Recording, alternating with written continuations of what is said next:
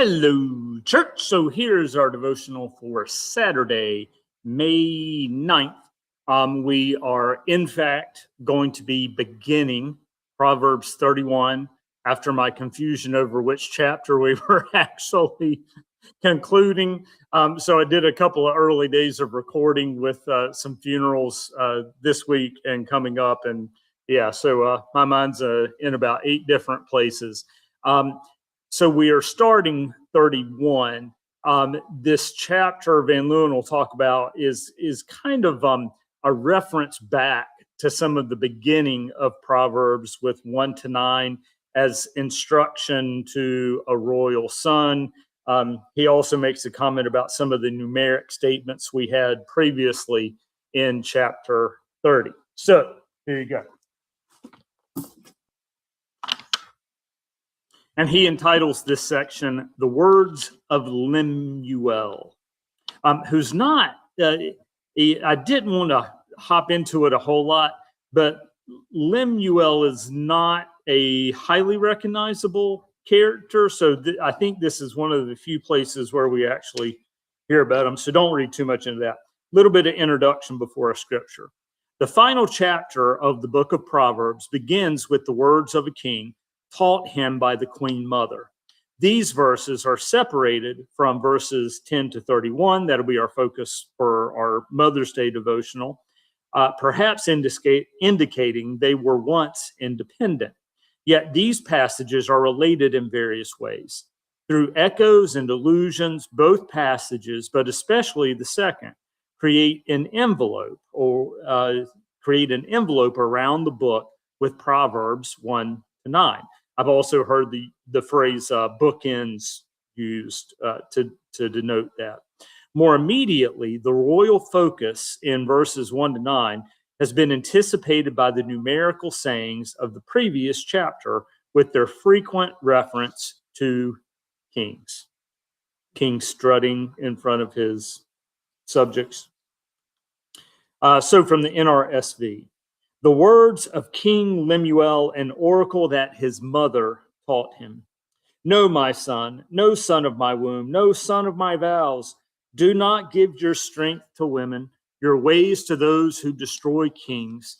It is not for kings, O Lemuel, it is not for kings to drink wine, or for rulers to desire strong drink, or else they will drink and forget what has been decreed, and will pervert the rights of all the afflicted. Give strong drink to one who is perishing, and wine to those in bitter distress. Let them drink and forget their poverty, and remember their misery no more. Speak out for those who cannot speak, for the rights of all the destitute. Speak out, judge righteously, defend the rights of the poor and needy. Some commentary. This instruction, like those in Proverbs chapters 1 to 9, addresses my son. Besides formal affinities, the passage has thematic connections with chapters 1 to 9.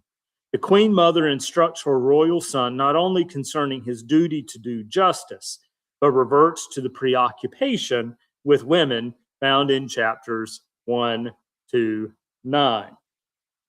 The mother's instruction to the young king concludes with a positive admonition not to be passive, but to be active and zealous in seeking the well-being of the poor and helpless. It has strong verbal and thematic connections with verse 20, precisely at the center of the next passage. So, Pastor Nick translation. What we start to hear in Proverbs 30 are allusions and references to the very beginning of the book as we see this thing drawn to a close.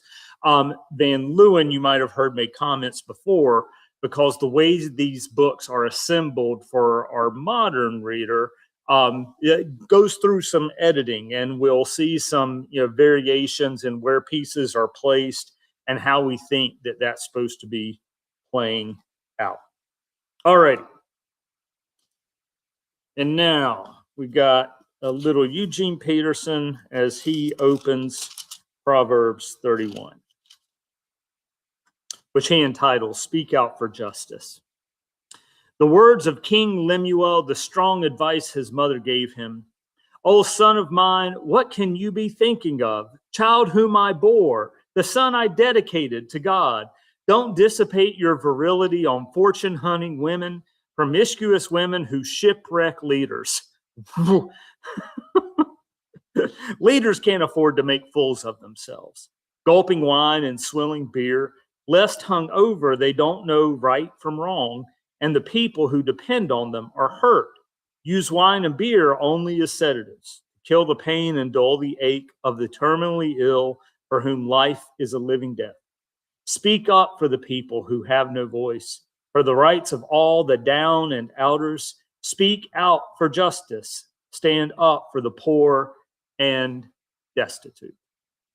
On that delightful, cheery note, on this Saturday, we finish that first portion of Proverbs 31.